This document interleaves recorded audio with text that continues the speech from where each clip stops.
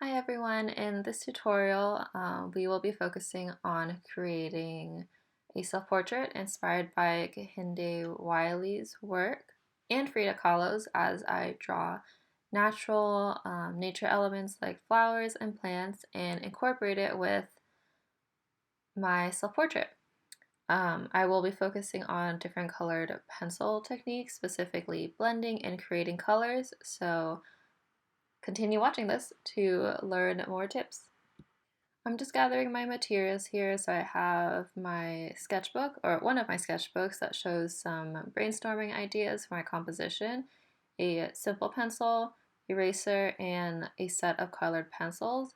Grab what you have. You don't need fancy colored pencils, just work with what you have. I'm going to mix a lot of colors instead of using the default colors. So just get your stuff ready. When you have all of your materials ready, you're going to start your initial sketch. If you want to take some time and brainstorm first, you can. You're going to see me look at my little thumbnail, pick which one I want, and recreate it on my final sheet of paper. When sketching, you can work with pencil, or what I chose to do is I picked a light color with my colored pencils.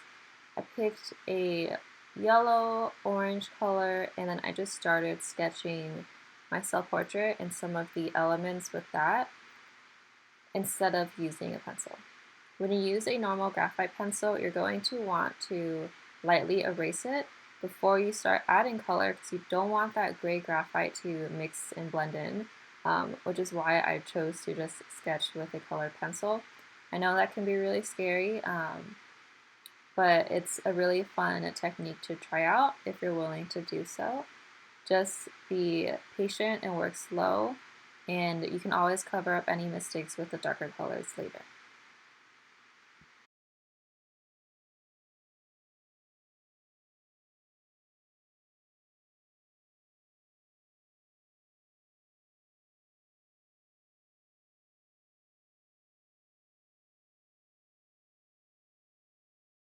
I'm going to speed through some of the sketching bits, but basically I'm looking at a reference photo. These flowers that I chose to incorporate are flowers that are very personal to me. So the first one I'm doing is the national flower of Vietnam. These are little yellow blossoms. So I'm drawing those shapes that I see from the reference photo, including the stem and a few green buds that haven't fully bloomed. And I'm starting there because I, from my brainstorming, I knew that I wanted to have the plants in the foreground, so more in the front than the background. I chose to do this to create a little more interesting composition for me. I'm not very, I'm not much of a background person. I usually keep it one color or blank. So this is incorporating inspiration from Frida Kahlo and Kehinde Wiley while also making it my own. You can totally try doing it this way. It also allowed me to only draw half of the face, which was kind of nice. So I'm going to speed through the rest of the sketching, but make sure you are using reference photos to help you. Sketch the shapes that you see. It's okay if it's not perfect because we're going to go over it with a lot of other colors to hide any mistakes. Keep it free. If you make a mistake, work with it rather than against it. It's just part of the creative process. So enjoy it.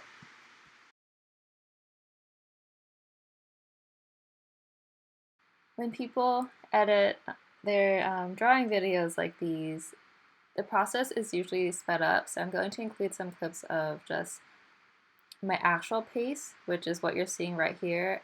I'm working pretty slow. The second flowers I'm doing are tulips because they're just very nostalgic flowers for me. My family just really loved tulips growing up, so they're very special to me in that sense. So I'm including two flowers that hold a lot of meaning. I'll speed it up in a little bit, but just a reminder that very many people work really slow, especially when it comes to art making. So please take your time and be patient with yourselves.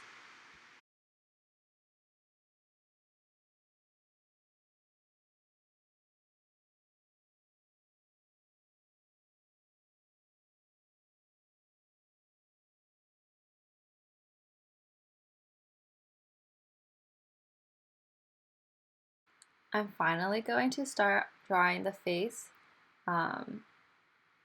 Because these flowers are in the foreground, so the front of my drawing, that means they're going to cover some parts of the face. And I did this intentionally because it's not a requirement to draw a whole face. So I didn't want to, at least not for this one. I roughed out the side of a face. I didn't start with the circle and guidelines like we did in last week's tutorial because after a lot of practice, I kind of have an idea of where to put the proportions, although drawing the guidelines and adding all of those basic shapes would have definitely helped me with my proportions. When I take a step back and look at the final product, I can see that some of my proportions were a little off, but that's the beauty of art. It doesn't need to be perfect, it just needs to express your intentions, and I wanted this to be very children's book illustration like, soft vibes, very abstract in the coloring. So having some mistakes or flexibility in my proportions actually works well with the style, I think. So again, work with any mistakes rather than against it. The rest of this part is just a sketching, so please go to the second video when you're ready to learn about the colored pencil techniques.